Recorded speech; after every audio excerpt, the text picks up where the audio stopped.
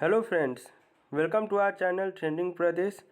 आज का जो टॉपिक वो काफ़ी इम्पॉर्टेंट है upcoming exam point of view से, क्योंकि जैसे आपको पता ही है झारखंड की जो औद्योगिक नीति थी 2016 की, या जिसे इंग्लिश में हम लोग इंडस्ट्रियल पॉलिसी कहते हैं, उसकी जो टाइम लिमिट है, जो समय सीमा है, वो 31 मार्च को ख़त्म हो जाएगी।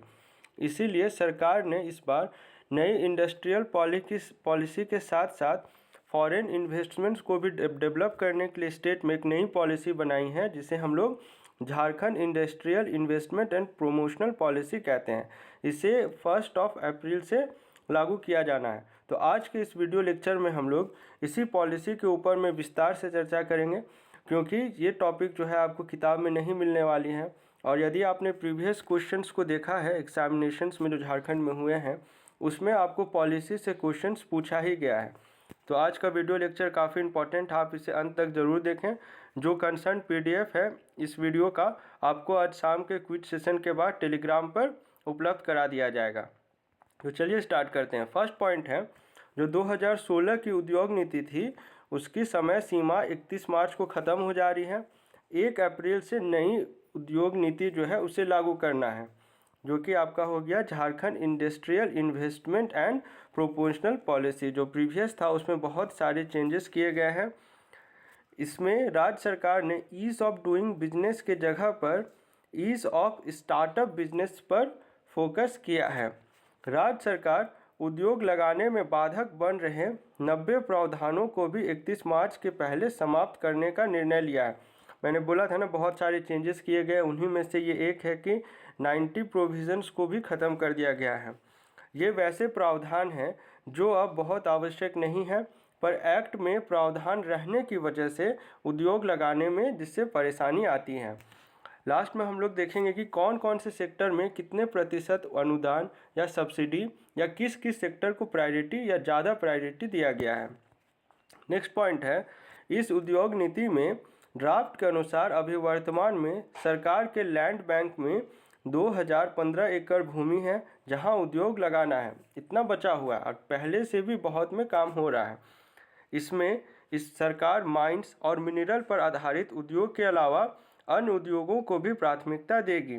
देखिए कुछ इम्पोर्टेंट है पॉइंट्स, इनका जिक्र बजट में भी किया गया है। और ये जो है ना 2012 से ही ये सब जो है प्रोपोज्ड प्रोजेक्ट है, लेकिन इसका जिक्र आपको 2016 की इंडस्ट्रियल पॉलिसी में भी मिलेगा और अब जो आ रहा है उस पर भी मिलेगा, क्योंकि काम ही इतना लंबा चल रहा है। इस पर चलना नहीं चाहिए था, लेकिन समय सीमा बढ़ती रहती है, आपको पता ही होगा। चान्हो में फार्मास्यूटिकल पार्क, अगर पूछ ले फार्मास्यूटिकल पार्क कहाँ बन रहा है, चान्हो। ये चान्हो जो है आपका रांची जिला में पड़ता है। देवघर के देवीपुर में प्लास्टिक पार्क, आदित्यपुर में इलेक्ट्रॉनिक मैन्युफैक्चरिंग क्लस्टर, धनबाद के गोपालगंज में लेदर पार्क का निर्माण किया जा रहा है। तो यहाँ पर निवेश के अपार अवसर है, तो इसे इन्वेस्टमेंट के तौर पर भी इसे डेवलप किया जाएगा। बाहरागोड़ा आपका हजारीबाग हो गया में 3000 एकड़ में लॉजिस्टिक पार्क, यानी टोटल कितने पार्क याद करने हैं आपको, pharmaceutical park Chanho, plastic park Deoghar, electronic manufacturing cluster Adityapur, leather park आपका धनबाद और लॉजिस्टिक पार्क बाहरागोड़ा। ये 4 आप याद रखिएगा, एग्ज़ाम में हो सकता है वन लाइनर्स में पूछ लें।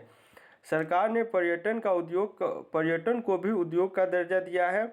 इसमें भी निवेश के अवसर है। स्पोर्ट्स अकादमी में भी सरकार द्वारा सब्सिडी दिया जाएगा। तो देख रहे हैं ना आप, वेरियस सेक्टर्स को इसमें इंक्लूड करने की कोशिश की गई है।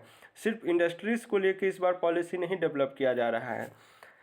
चलिए, इस नई पॉलिसी से झारखंड का क्या उद्देश्य है इसे समझते हैं। 5 लाख से अधिक रोजगार सृजन करना और 1 लाख करोड़ से अधिक निवेश प्राप्त करना, यानी कि इन्वेस्टमेंट पे बहुत ज़्यादा जोर दिया जा रहा है। अभी आपने देखा होगा कि हेमंत सोरेन और जो उद्योग सचिव है पूजा सिंघल अपनी पूरी टीम के साथ स्टेक होल्डर समिट में भी शामिल हुए थे। उसमें भी उन्होंने फ्लिपकार्ट के साथ एमओयू किया था कि इन्वेस्टमेंट बढ़ सके। अब देखते हैं कि कौन कौन सा क्षेत्र है जिसे टॉप मोस्ट प्रायोरिटी मिलने जा रहा है, यानी कि आपका जो सेक्टर्स है उसमें से कौन कौन सा सेक्टर है देख लेते हैं। पहला हो गया textile and apparel, automobile component, electric vehicle, agro food and meat processing, pharmaceutical, electronic system design and manufacturing. ये टॉप मोस्ट प्रायोरिटी में इन सेक्टर्स को रखा गया है। अब किन्हें किन्हें प्रायोरिटी दिया जाएगा, यानी कि टॉप मोस्ट नहीं बट हाँ इनका भी ध्यान रखने का है। उसमें है स्टार्टअप एंड इंक्यूबेशन, पर्यटन, beverage, distillery, cold drink, mineral water, logistic and warehouse, शिक्षा, हेल्थ केयर, IT, नवीकरण ऊर्जा, लाइट एंड मीडियम इंजीनियरिंग। अब देखते हैं इंसेंटिव टेक्सटाइल सेक्टर क्या है जिसका जिक्र किया गया है। भूमि खरीद पर 50% तक सब्सिडी दी जाएगी। यहाँ से आप जितना भी सेक्टर देखिएगा सब में कितने प्रतिशत सब्सिडी है या अनुदान है या MOU हुआ है, ये सब याद रखिएगा। भूमि खरीद पर 50% तक की सब्सिडी, 5 वर्षों तक कामगारों के लिए प्रति माह 1000 रुपये सरकार देगी। 1 करोड़ रुपए सालाना इंटरेस्ट सब्सिडी, 7 वर्षों तक GST, इलेक्ट्रिसिटी ड्यूटी वापस करने का प्रावधान। तो ये 4 प्रोविजंस किया गया है। अब ऑटोमोबाइल सेक्टर में देखते हैं। ऑटोमोबाइल सेक्टर में 50% कैपिटल सब्सिडी, GST में 75 से 80% तक इंसेंटिव्स, इलेक्ट्रिसिटी ड्यूटी में 100% छूट है। एग्रो फूड सेक्टर में 35 से 75% तक वित्तीय सहायता दी जाएगी। इलेक्ट्रॉनिक सिस्टम एंड डिज़ाइन में 5 वर्षों तक income tax reimbursement, stamp duty निबंधन में 100% वापसी, 1 करोड़ रुपए तक के ब्याज में सहायता दी जाएगी। अब स्टार्टअप पॉलिसी देख लेते हैं। GST, पेटेंट, स्टाम्प ड्यूटी में 100% रिटर्न है। लॉजिस्टिक एंड वेयर हाउस 10 करोड़ तक कैपिटल व इंफ्रा इंटरेस्ट सब्सिडी। अब टर्म्स देखिएगा, सब्सिडी एक तरह की नहीं होती, यहाँ पे 3-4 तरह का सब्सिडी का जिक्र किया गया है। अगर आपने इकोनॉमिक्स पढ़ा होगा तो आप इन कॉन्सेप्ट्स को अच्छे से समझ रहे होंगे। शिक्षा यानी एजुकेशन के क्षेत्र में मेडिकल कॉलेज, इंजीनियरिंग कॉलेज और निजी यूनिवर्सिटी की स्थापना पर 25% की छूट है। शिक्षा का सेक्टर है, अगर आप कोई कॉलेज इस्टेब्लिश कर रहे हैं तो इसमें आपको 25% सब्सिडी दी जाएगी। टूरिज़्म के फील्ड में पर्यटन को भी उद्योग का दर्जा दिया गया है।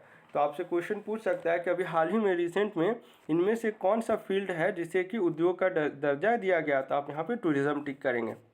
इसमें कितना % सब्सिडी है? 30 से 50%। फिर आते हैं IT यानी कि इंफॉर्मेशन टेक्नोलॉजी सेक्टर। देखिए अभी बहुत जगह पे सॉफ्टवेयर IT पार्क्स का निर्माण किया जा रहा है। टोटल 6 IT पार्क्स है और भी इसे बढ़ाया जा रहा है। तो नंबर तो नहीं पूछना चाहिए एग्जाम में क्योंकि ये लिमिटलेस अनकाउंटलेस बढ़ते जा रहा है। मेगा IT यूनिट को 5 वर्षों तक इलेक्ट्रिसिटी ड्यूटी माफ़ की जाएगी मेगा IT यूनिट की। फिर इसमें सब्सिडी है 25 लाख की सब्सिडी है और स्टाम्प ड्यूटी में 100% रिटर्न है। फिर रिन्यूएबल एनर्जी देखते हैं, यानी इसे हिंदी में अक्षय ऊर्जा का स्रोत कहते हैं, जिसमें आपका हो गया, पहला तो हो गया 50% इलेक्ट्रिसिटी ड्यूटी माफ़ किया जाएगा। उपकरणों की खरीद पर GST माफ़ की जाएगी। 4% व्हीलिंग चार्ज का अनुदान दिया जाएगा। लाइट एंड मीडियम इंजीनियरिंग फिर है 25% तक की सब्सिडी, 5% तक की इंटरेस्ट सब्सिडी और 80% तक की SGST माफ़। देखिए GST अलग होता है और SGST अलग होती है, ये सब इकोनॉमिक्स के टर्म्स हैं। ठीक, चलिए आज का वीडियो लेक्चर यहीं समाप्त करते हैं। आपको वीडियो पसंद आया हो तो इसे अपने दोस्तों के साथ ज़रूर शेयर करिए। चलिए मिलते हैं झारखंड के अगले करंट अफेयर्स वीडियो लेक्चर के साथ। Thanks for watching this video.